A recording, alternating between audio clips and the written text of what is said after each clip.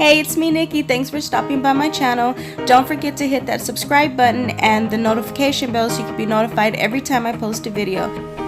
Today I'm going to be making one of my favorite meals. This is something that you could even make in a crock pot or just put all your ingredients in a pot, let it cook and simmer. I love to eat this on a rainy or snowy cold day, and I hope you enjoy this video and this recipe.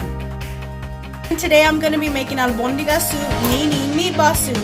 Okay, so I was told before I have a video on how to make homemade meatballs, and some people were like, I'm too busy for that. Okay, I totally understand that you're working and you want to make something quick, so you can just go get you some meatballs, whatever kind you want. I usually get the Italian kind or whatever. We got this one because the other one was out, so we're going to try these out. I have 2 quarts of water in there, have it on a high heat, and I'm going to put my meatballs in there right out of the freezer. So all you have to do is read your instructions on how long you need to boil them for. So while these are getting ready in the hot water, I'm gonna go get the veggies ready. The veggies I'm gonna be using today, it's gonna be carrots, celery, and some cabbage. Do about 4 carrots. Because they were short, I think I went ahead and did like 4 to 5 stalks of celery, but had these been bigger, I would have did like 3 to 4. Again, it just depends how much you like it and how much you want in there. I love celery, and I'm gonna cut them not very small, but how much is that?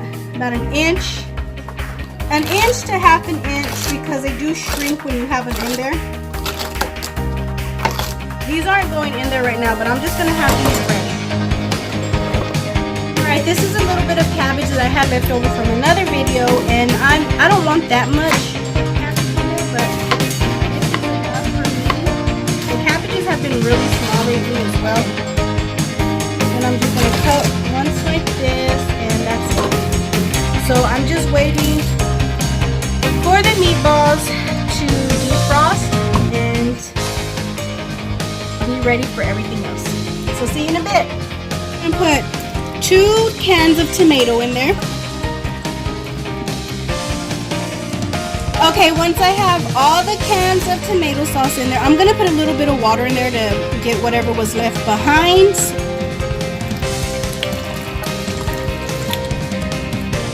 Time to get into the seasonings, guys. I am going to put a tablespoon of bouillon, and let me show you which one I'm using.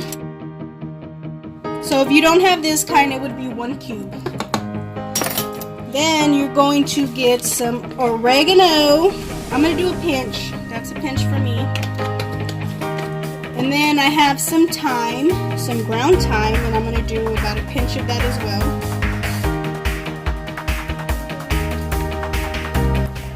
And I have some dry basil leaves, and I'm going to do half a teaspoon in there.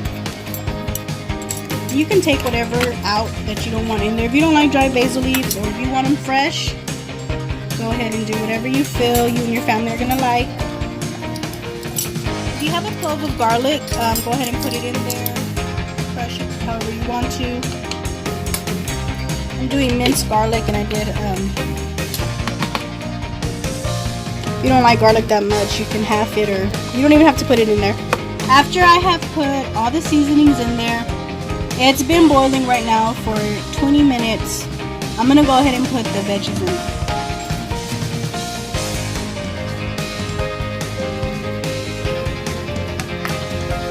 Let it cook for 30 minutes, and when I come back, I'm going to taste it to see if it needs more chicken bouillon. If not, I'll leave it alone. I didn't add no salt and pepper. If you want to, go ahead and do that. Salt and pepper to taste, but I'm going to wait 30 minutes and then see if I want to mess with it some more, or if it's just going to be ready. So see you in 30 minutes. Alright, it has been 30 minutes. I tasted it, and it needs another tablespoon of chicken bouillon. I knew I was going to need it because it's 2 quarts of water, but I just wanted to make sure because I don't want to over season it. I'm going to mix it in there. I'm going to give it another taste.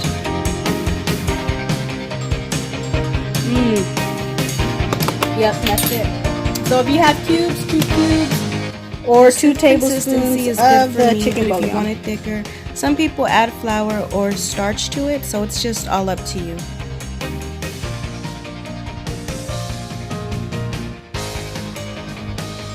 At this time, if you have some fresh parsley and you want to add some chopped one to it, go ahead. I have dried parsley and I just add it. And to be honest with you, I just do it for the look.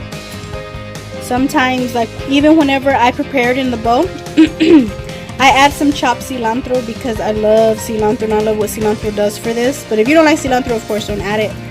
I don't add it to the whole pot. I just add it to my plate. Okay, looks like it still needs more. Some of the cabbage is still hard. So I'm going to leave it in there about another 20 minutes and we'll come back to it. Alright, nice and hot. I'm going to wait for it to cool down so that I can get a bite of it. But this is it, you guys. I love the taste of it. Just, you can switch it around with the ingredients to see what you and your family like. But I love it just like this, guys. So I hope you like this video. Don't forget to subscribe and ring that bell so that every time I post a video you can be notified. Have a blessed one, you guys, and see you on the next one.